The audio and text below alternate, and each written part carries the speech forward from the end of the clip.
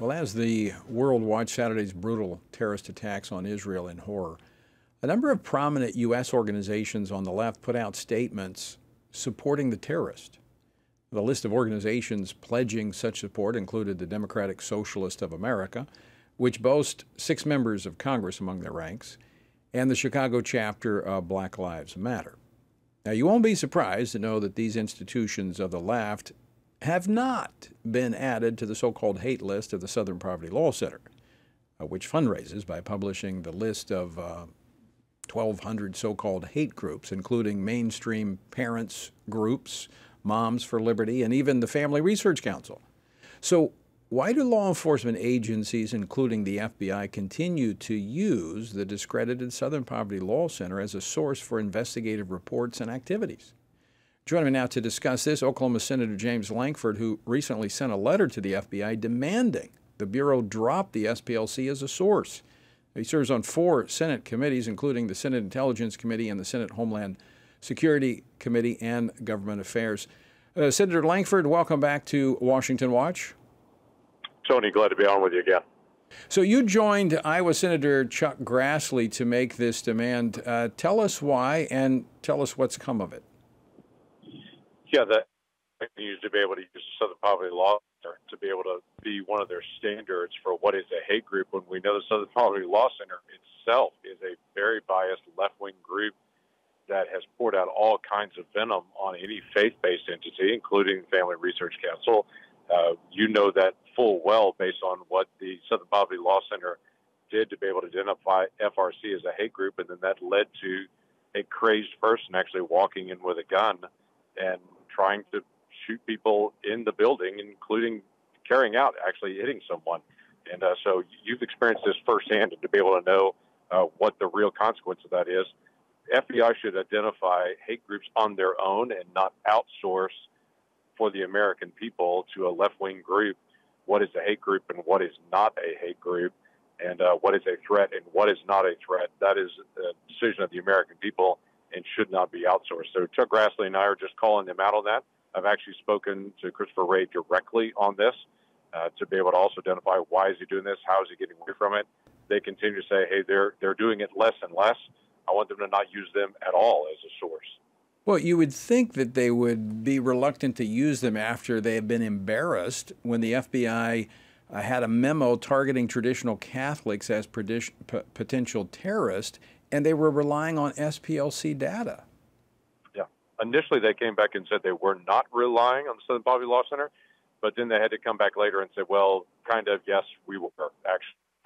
So, yes, that's an issue I actually talked to Chris Wray about directly in 2 different committee hearings. He came to 2 different places and got a chance to be able to talk to him twice on this issue to try to zero in on it, and then have done follow-ups. And on that particular issue on traditional Catholics, they said, well, this was one office and one place in Virginia. That was it. And then we later learned actually several offices worked together across the nation. That this was a much bigger issue with the FBI on it. Again, trusting the Southern Poverty Law Center for their information rather than thinking for themselves and actually doing their own research. So we came back to them, called them out on that, and said, no, that's again, you don't outsource your decision-making to a left-wing group on this. Yeah. When you're the FBI, you're a law enforcement entity, and you should have the capability to do your own research. You would think, given the vast resources available to the FBI. Of course, they might be too busy tracking Trump supporters. Who knows? Let me switch topics here for a moment, because you and I actually went to Israel a number of years ago when you were in the House. And we were briefed on funding coming from the United States to the Palestinian Authority through different means. But it was a good chunk of change goes into education of Palestinian children. And we looked at the material there. Now, the Trump administration put a halt to that, but the Biden administration has turned the spigot back on, and millions of dollars have continued to flow into the Palestinian Authority, the West Bank, and to Gaza. Are you surprised, given the material that's in there, that we have the type of brutality that took place when these terrorists crossed the border into Israel? No, we're talking generations of children have been taught to hate Jews. And again, just as a clarification on this, that people need to know, this is not about Hamas coming to attack Israel as Israelis.